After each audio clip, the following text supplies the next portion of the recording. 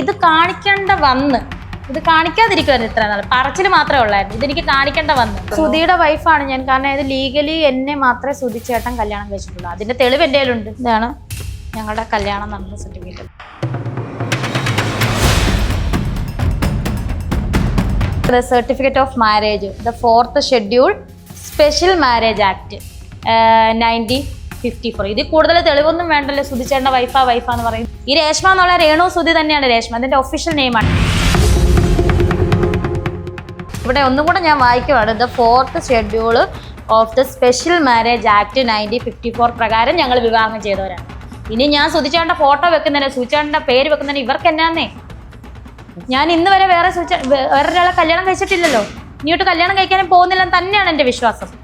പിന്നെ എന്തിനാ ഇവർ ഈ കിടന്ന് പറയുന്ന ആവശ്യമില്ലാത്ത ഇത് കാണിക്കേണ്ട അവസ്ഥ വന്നു. എൻ്റെ സ്കൂളിൽ ഒരു ടീച്ചർ ഇട്ട പേരാണ് രേണു തന്നെയാണ് എൻ്റെ ഒറിജിനൽ നെയിം. പക്ഷെ ടീച്ചർ ഇട്ട പേരാണ് രേഷ്മ. അത് സർട്ടിഫിക്കറ്റ് രേഷ്മ എന്ന് വന്നു. പക്ഷെ എൻ്റെ സുധിച്ചേട്ടൻ്റെ രേഷ്മ എന്നുള്ള പേരിനേക്കാളും ഇഷ്ടം രേണു എന്നായിരുന്നു.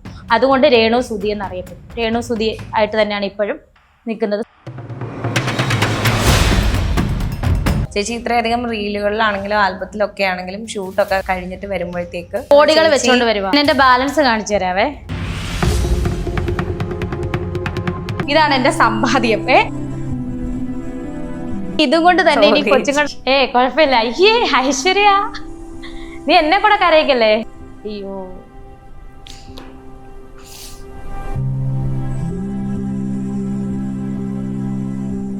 സുധിച്ചേട്ടൻ്റെ വൈഫ് ആകുന്നതിന് മുമ്പും ശേഷവും എന്തെങ്കിലും ഡിഫറൻസ് ഫീൽ ചെയ്തിട്ടുണ്ടോ? സുധിച്ചേട്ടൻ്റെ വൈഫ് ആയത് പിന്നെ ഒരു ചേട്ടൻ്റെ മകളെ പോലെ കാണുന്നത്. പിന്നെ ഞാൻ എങ്ങനെയാണ് വൈഫ് ആകുന്നത്?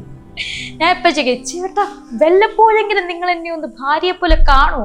വാവട്ടെ, എനിക്കത് പറ്റില്ല, നീ എന്റെ മോളാ. ഞങ്ങൾ അതിന്റെ പേരിൽ വില കുടിക്കുമായിരുന്നു. ഈ ഒരു പേര് യൂസ് ചെയ്ത് മിസ്യൂസ് ചെയ്യല്ലേ? ഞാൻ ഈ അഭിനയിക്കുന്ന റീൽ ചെയ്യുന്നൊക്കെ വീട്ടിലുള്ള കുഞ്ഞുങ്ങൾക്ക് ഒരു നേരം ആഹാരത്തിന് വേണ്ടിയിട്ടാണ്. എനിക്ക് ഒരു ഓർണമെന്റ്സ് പോലും ഇല്ല. അത് എല്ലാവർക്കും അറിയാം. ഈ ഡ്രസ്സ് പോലും വർഷങ്ങൾക്ക് മുന്നേ സുധിച്ചേട്ടനുള്ള സമയത്ത് എനിക്ക് കിട്ടിയ ഡ്രസ്സാണ്. എൻ്റെ ഒരു കൂട്ടുകാരത്തി അവൾ ഇട്ടിട്ട് അവളുടെ ചെറുതായിട്ട് തന്നിട്ട് അതുപോലെ ഞാനിപ്പോൾ കളയാതെ സൂക്ഷിക്കണമെങ്കിൽ എനിക്ക് എവിടെ ആഡംബരം കിട്ടി ഞാൻ എന്ത് ചെയ്യുന്നു? ഈ പൈസ ഇപ്പം എനിക്ക് വേറെ ഇല്ല. ഒരു ഫോൺ പൊട്ടിയിട്ട് വർഷങ്ങളായി. ആ ഫോൺ പോലും എനിക്ക് മേടിച്ചു തരാൻ ആരും. കിച്ചുവിന് എന്തായാലും ഒരു സന്തോഷം. അവന് പുറത്തുള്ളൊരു പുള്ളിക്കാരി ഒരു നല്ലൊരു ഫോൺ മേടിച്ചു കൊടുത്തു. അത് ഒരുപാട് സന്തോഷം. ഹാപ്പിയാണ്, ഞാനും ഹാപ്പിയാണ്. അവനൊരു ഫോൺ കിട്ടിയിട്ട് നല്ല ഫോണാണ്.